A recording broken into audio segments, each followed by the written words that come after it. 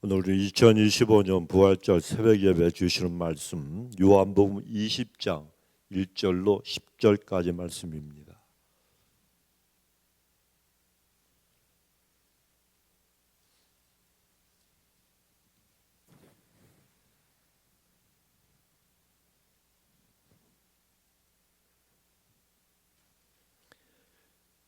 신약성경 183페이지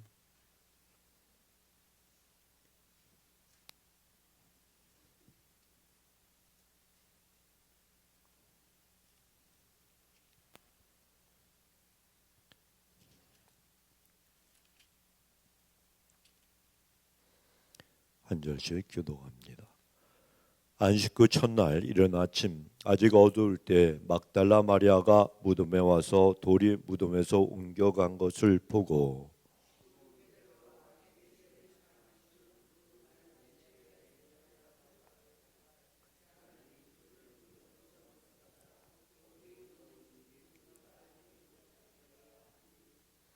베드로와 그 다른 제자가 나가서 무덤으로 갈새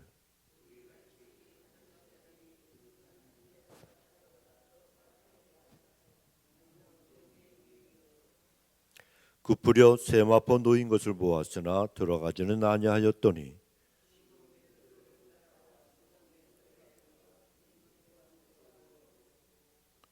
또 머리를 쌌던 수건은 세마포와 함께 놓이지 않고 딴 곳에 개켜 있더라.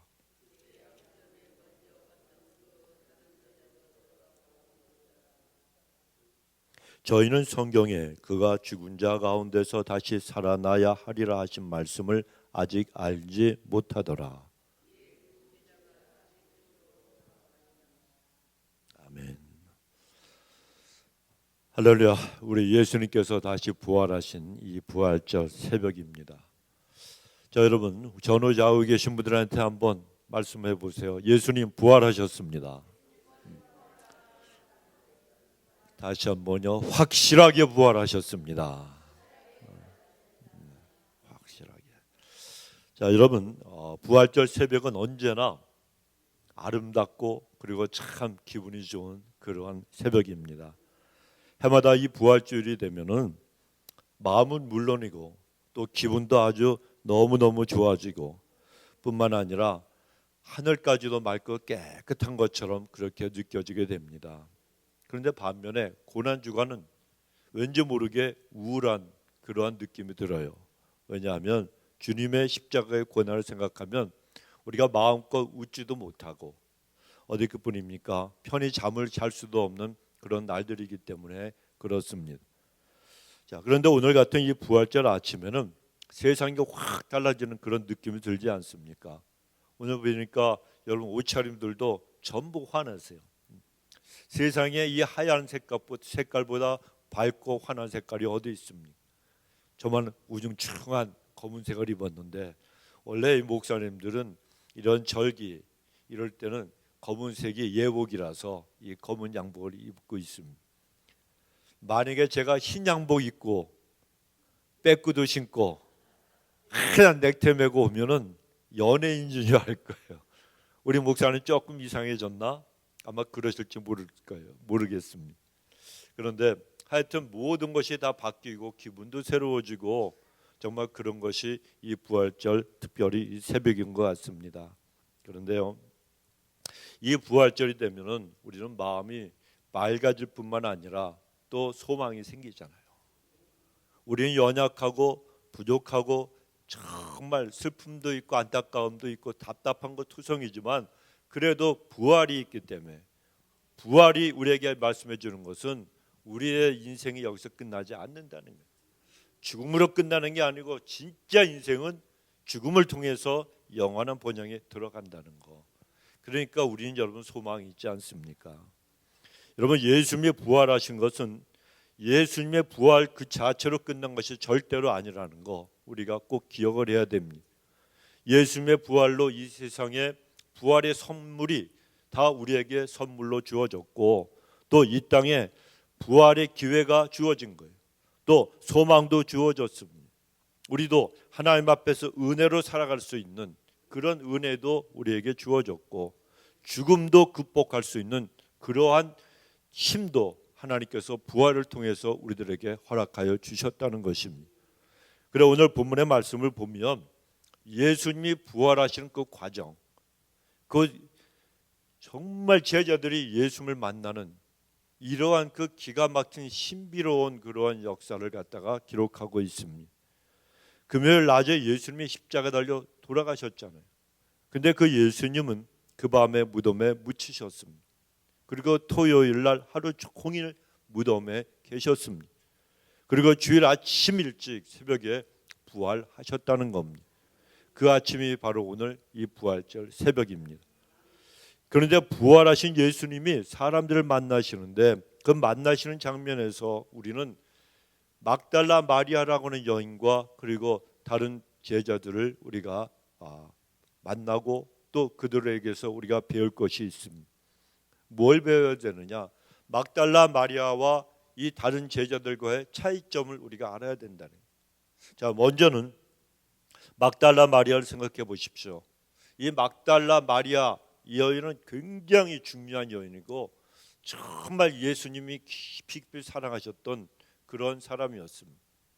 이 여인은 영적인 그러한 일에 있어서 굉장히 민감한 사람이었어요. 영적으로 민감하니까 영적인 일에 민첩할 수밖에 없어요. 여러분, 쥐도 새양쥐도 행동이 재빨라야 먹을 걸 갖다가 먹잖아요. 그냥 꿈투고 둔한 이런 생쥐는 먹을 것도 못 먹고 고양이 밥만 되는 거예요. 이 험한 인생길에서 믿음의 사람들은 영적인 민첩함이 있어야 돼요. 그래야 마귀의 공격이나 올무도 빠져나가고 그리고 여러 가지 시험과 시련에서도 승리할 수가 있고 또 하나님이 나에게 주시는 그 음성과 성령님께서 나에게 감동을 주신 걸 놓치지 않고 즉시 순종할 수가 있어요. 그래 여러분, 이 막달라 마리아는 이런 민첩함이 있는 여인이었는데 그녀는 그 예수님의 장사되신 후에 주일이 되어서 날이 밝아올 때 예수님의 무덤에 가장 먼저 달려간 그런 여인이었습니다. 본문의 1절에 보면 안식 후 첫날 일찍이 아직 어두울 때에 막달라 마리아가 무덤에 와서 돌이 무덤에서 옮겨진 것을 보았다라고 말씀합니다. 자, 여러분, 여기에 나타나는 이 등장한 막달라 마리아는 예수님이 사역하실 때, 예수님이 그 생존하실 때 정말 지극정성을 다해서 예수님을 도왔던 여인이었습니다. 그 어떤 제자들보다도 훨씬 더 예수님을 잘 섬기고 예수님을 도왔습니다. 그리고 예수님이 고난 받으실 때도 그 고난의 행렬을 끝까지 따라가며 눈물을 흘린 사람도 이 막달라 마리아였습니다. 제자들은 다 도망갔잖아요.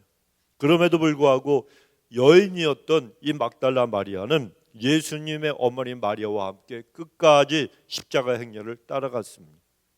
그러니까 예수님이 고난을 받으실 때에 가장 마음 아파했던 여인이 바로 이 막달라 마리아였고 가장 크게 충격을 받은 사람도 이 막달라 마리아였습니다. 여러분, 이 그녀가 정식으로 주님의 제자가 되었더라면 베드로 발꿈치도 베드로가 못 따라왔을 거예요.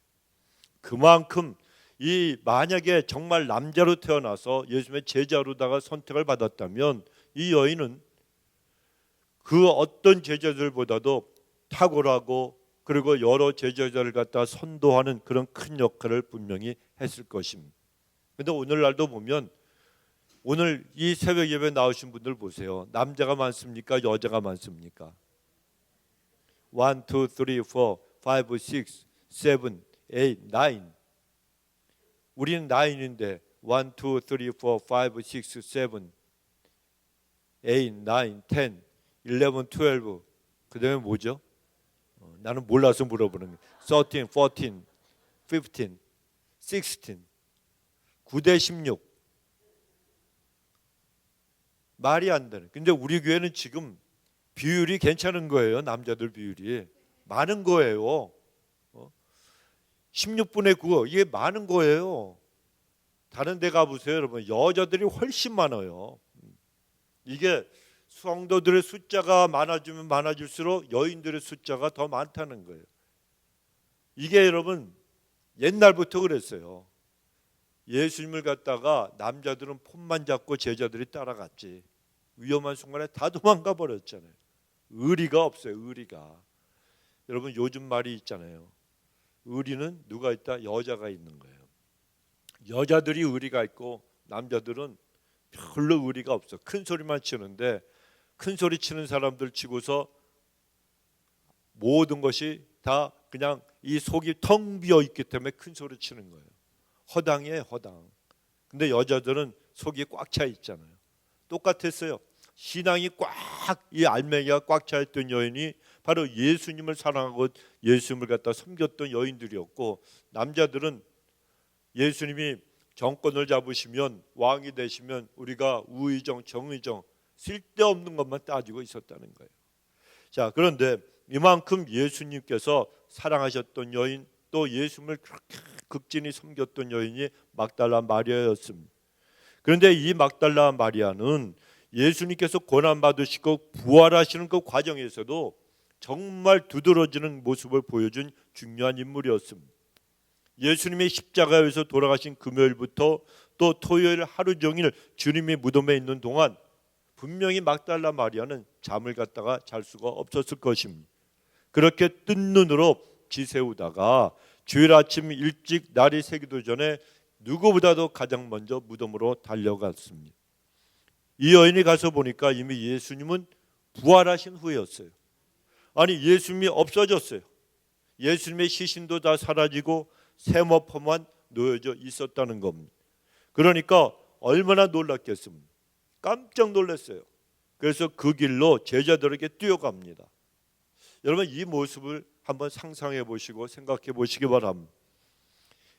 세마포만 있고 예수님이 없어졌어요. 그러니까 그냥 거기에 주저앉아 가지고 그냥 아이고 대고 하고 울은 것도 아니고 그냥 넋을 잃고 그냥 가만히 앉아 있었던 것도 아니에요. 그 순간에 이 여인은 바로 이 제자들에게 민첩하게 뛰어갔다는 것입니다.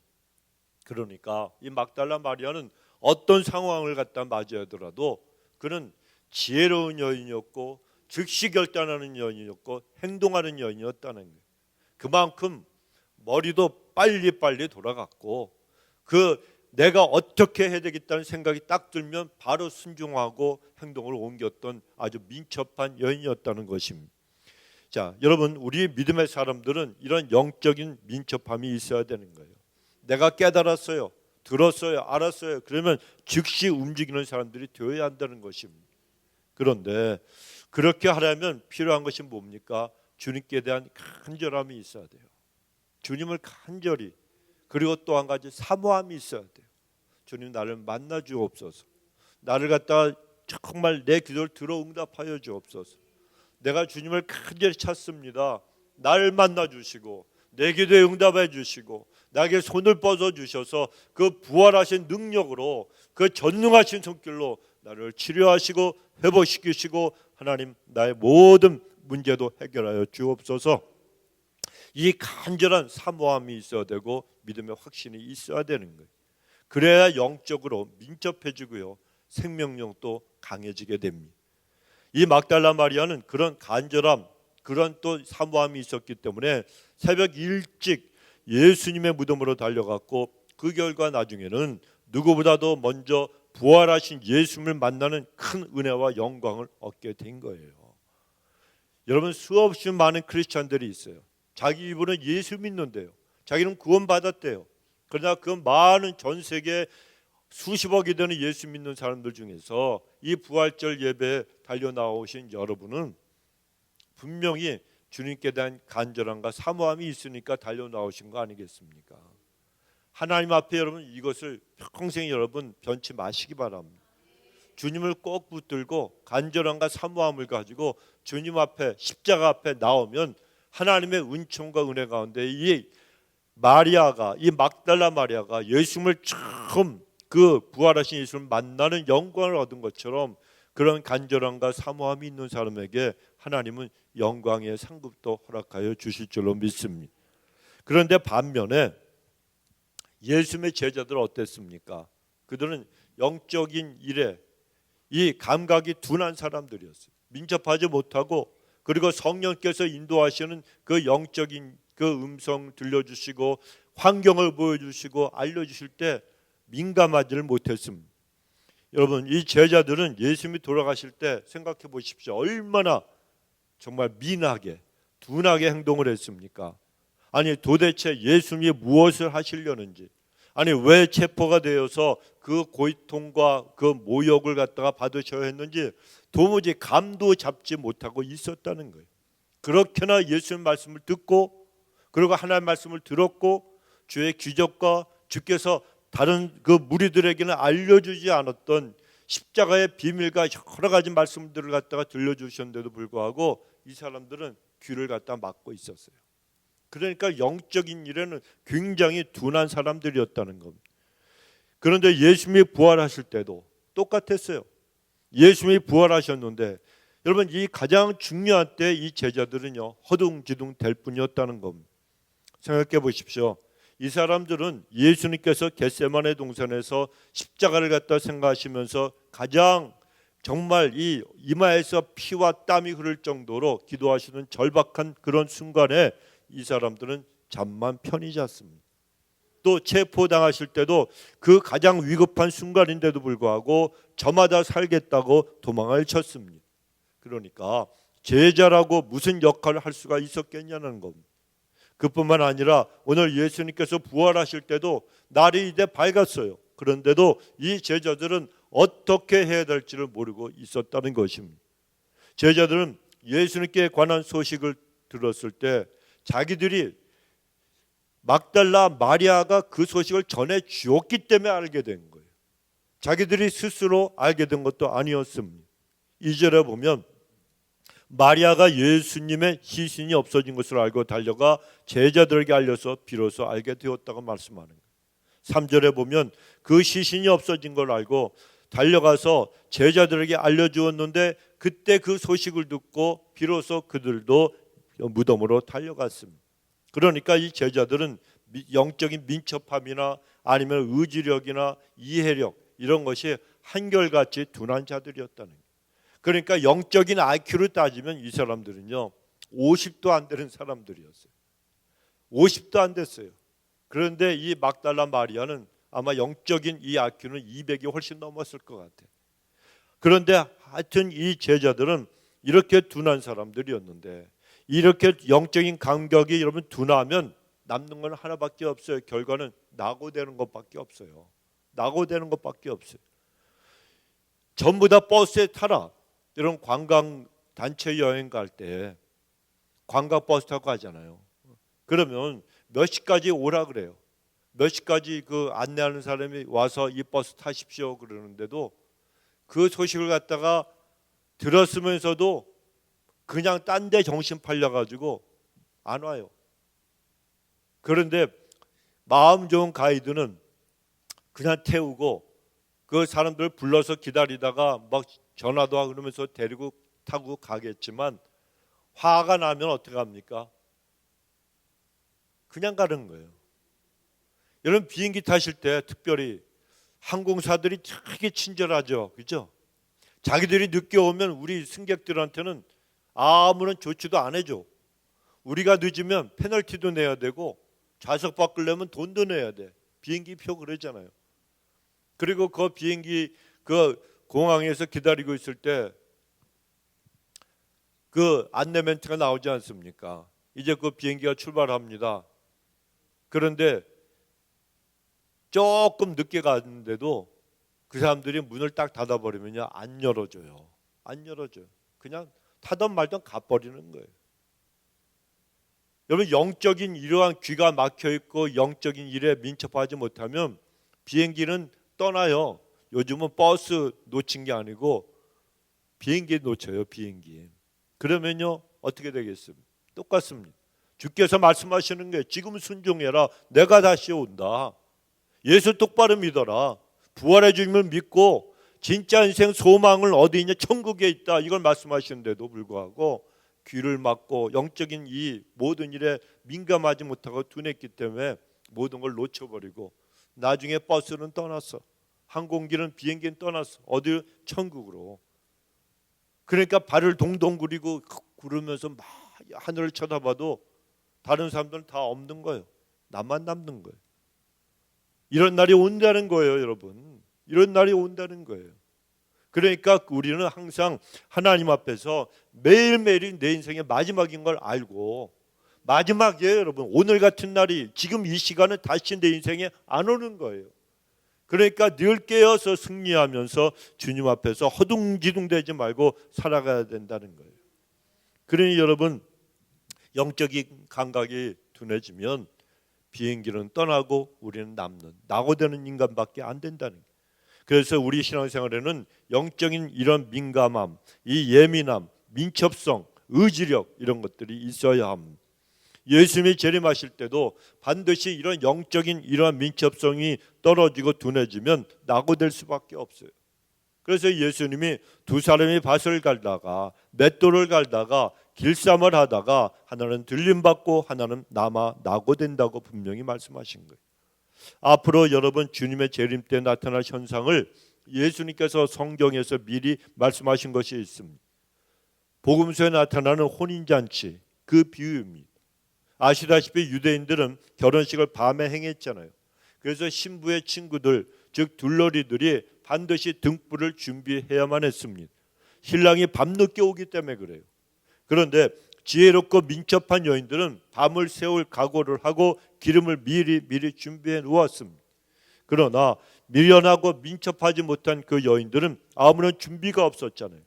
그러다가 갑자기 신랑이 온다 그러니까 허둥지둥대다가 정신 차리고 보니까 불은 이미 깜빡깜빡 꺼져가고 있었고 찾아보니까 기름은 다 바닥이 나고 없었어요. 그래서 옆 사람에게 기름을 좀 빌려달라고, 구워달라고 그러니까 누가 구워줍니까? 그때서야 기름을 준비하러 다니게 되니까 여러분, 그런 친구가 무슨 둘러리가 될 수가 있습니까? 그 친구들이 그렇게 된 것은 지혜롭지 못하고 그리고 민첩하지 못해서 여러분 그렇게 된 것입니다. 그런데 예수님의 제자들이 똑같았습니다. 이들도 영적인 민감성이 떨어지고 민첩하지를 못했습니다. 아주 둔한 자들이었습니다. 그런데 예수님을 사랑하고 섬긴다고 죽도록 우리가 충성하겠다고 따라다니겠다고 했던 이 제자들 더 한심한 모습이 나옵니다. 막달라 마리아가 제자들에게 가서 예수님의 시신이 없어졌다고 분명히 말을 해주었습니다. 그때서야 베드로와 이 예수님께서 사랑하시는 또 다른 제자, 이 제자가 누군가? 사도 요한을 말합니다. 왜냐하면 오늘 이 본문 요한복음을 기록한 사람이 누구예요? 요한이잖아요. 요한이니까 자기 이름을 쓰지 않고 예수님이 사랑하시던 다른 제자라고 제3인칭으로 기록을 했던 겁니다. 그러니까 막달라 마리아가 예수님의 시신이 없어졌다고 얘기를 해주었어요. 그때서야 이 베드로와 이 요한이 무덤으로 달려갔습니다. 그런데 6절과 7절을 보시면 시몬 베드로가 따라와서 무덤에 들어가 보니 세마포가 놓여 있고 또 머리를 쌌던 수건은 세마포와 함께 놓이지 않고 딴 곳에 쌌던 대로 놓여 있더라, 이렇게 말씀합니다. 그러니까 예수님은 이미 부활하셨고 시신을 쌌던 세마포 다 놓여져, 그것만 놓여져 있었다는 거예요. 그러니까 예수님은 부활하셔서 이미 그것을 나가셨어요. 무덤에서 나가셨어요. 그러면 당연히 어떻게 해야 되겠습니까? 부활하신 예수님을 찾아다녀야 되겠습니까? 아니면 안 되겠습니까? 다녀야 되죠. 찾아다녀야 되는 거예요. 또 설령 부활하신 것을 아직 알지 못했다 할지라도 그러면 사람들이 도대체 내가 사랑하는 예수님의 시신을 어디로 옮겼는가? 이거 여러분 찾아다녀야 될 거 아니에요. 여러분 같으면 안 그러시겠어요? 내가 사랑하는 이의 그 시신이 없어졌어. 관이 없어졌어. 그러면은 어디 갔지? 누가 훔쳐갔지? 누가 어디로 옮겼지? 이거 여러분 연락하고 찾아다녀야 될 거 아닙니까? 그런데 이 제자들은 그런 일을 하지 않았다는 거예요. 이 제자들은 이 베드로 그리고 이 요한, 이 두 사람은 다른 그 어떤 제자들보다도 그렇게 예수님의 사랑을 많이 받았던 그런 사람들이었습니다. 그런데도 놀랍게도 그들은 10절에 보면 집으로 돌아갔다. 이게 제자들이에요. 수제자들이에요. 예수님의 사랑을 가장 많이 받았다고 자처하는 그들이었습니다. 여러분, 정말 둔해도 어떻게 이렇게 둔할 수가 있겠냐는 겁니다. 예수님은 이미 성전을 헐라 그러면 내가 3일 만에 다시 지으리라 말씀하셨어요.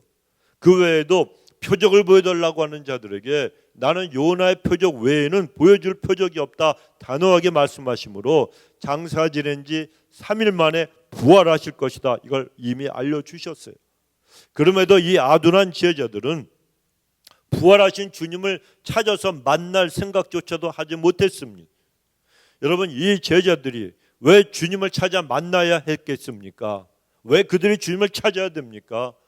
예수님의 부활을 만방에 알리는 사람들이 되어야 됐기 때문이에요. 예수님이 부활하셨다는 것을 증거를 가지고 알려야 되는 거예요. 자, 엊그제 금요일에 예수님이 십자가에서 죽으셨습니다. 그때에 얼마나 큰 수모를 당하고 고난을 당하고 아픔을 겪으셨습니다. 예수님은 사람들에게 모멸을 겪으셨고 무시당했고 큰 아픔을 당했고 큰 고통도 겪으셨습니다. 그러니까 이 제자들이 부활하신 예수님을 만나서 확인을 하고 자기들의 눈으로 확인을 하고 그리고 세상으로 나가서 내가 눈으로 예수님을 갖다 보았다, 그분은 부활하셨다, 이렇게 알려야 되지 않겠습니까? 그렇게 모진 고통과 수모를 당하신 예수님은 죽지 않고 살아나서 부활하셨다 알려야만 했다는 것입니다. 또 그래야 실패한 제자들, 자기들이 얼마나 부끄러운 짓을 많이 했습니다. 도망갔어요. 예수님을 3번이나 부인했어요. 그 실패한 제자들은 그 실수와 부끄러움을 만회할 수도 있었습니다. 그런데 이들의 행동이 어땠습니까? 이에 두 제자가 자기 집으로 돌아가니라. 부활하셨으면 부활하신 거고 시신이 없어졌으면 참 기가 막힌 거예요. 저는 이 말씀을 묵상하면서 내가 예수님의 제자로 그 자리에 있었으면 어떻게 했을까? 찾으면 찾는 거고 아니면 말고 이런 생각을 했을까? 근데 저도 자신할 수가 없겠더라고요. 여러분, 이게 인간의 모습 아닙니까? 눈으로 봐야만 믿고 주님께서 내 손을 잡아주시고 일으켜 주실 때 내 인생이 끝장이 난 것 같고 절망 속에 빠져서 깊은 질곡에서 고통당하고 있을 때 주님이 기적같이 나를 갖다 살려주셨을 때는 펄펄 뛰고 하나님 평생 감사하겠습니다 그러는데 시간이 지날수록 받은 사랑과 은혜와 축복을 잃어버려요. 이게 인간의 모습이구나. 저는 이것을 묵상하면서 정말 깨달았어요. 여러분, 우리는 주님께 대한 이 사랑 변하면 안 될 줄로 믿습니다. 그래서 주께서 첫사랑을 회복하라고 말씀하시는 거예요. 첫사랑을 회복하는 방법은 하나밖에 없어요. 십자가야, 십자가. 부활하신 주님이 날 위해서 그 십자가에서 모진 고통 당하시고 돌아가시고 다시 부활하셔서 나를 살려주신 거, 이게 여러분 가장 큰 우리에게 은혜가 된다는 겁니다. 그런데 이 제자들은 그냥 집으로 돌아갔더라. 여러분, 이 우둔하고 정말 이 머리도 나쁜 영적인 감각이 하나도 없는 이 사람들의 모습이 바로 우리들의 모습일 수가 있다는 것입니다. 여러분, 우리는 성경을 읽으면서 하나님께서 성경 말씀으로 우리 자신을 보게 해주시는 거예요. 그래서 우리는 이 제자들의 둔하고 무지한 이런 모습을 보면서 이것이 곧 나의 모습은 아닌가라고 생각해 봐야 됩니다. 하지만 막달라 마리아, 여러분 11절에 보면 제자들이 돌아갔는데도 이 여인은 혼자 남아서 밖에서 울고 있었어요. 그리고 울면서 다시 예수님 무덤 속을 또 들여다봅니다. 이게 정말 하나님 앞에 사랑받을 수밖에 없는 그런 일을 한 거예요. 그가 다시 무덤 속을 울면서 들여다본 건 나는 예수님을 끝까지 포기할 수 없다는 거예요. 나는 예수님이 없으면 안 된다는 거예요. 예수님이 없는 거 알아요. 지금 무덤이 비어 있는 거예요. 그런데 속상하고 안타까워서 울면서도 또 예수님을 포기할 수 없으니까 무덤 속을 들여다 보았다는 것입니다.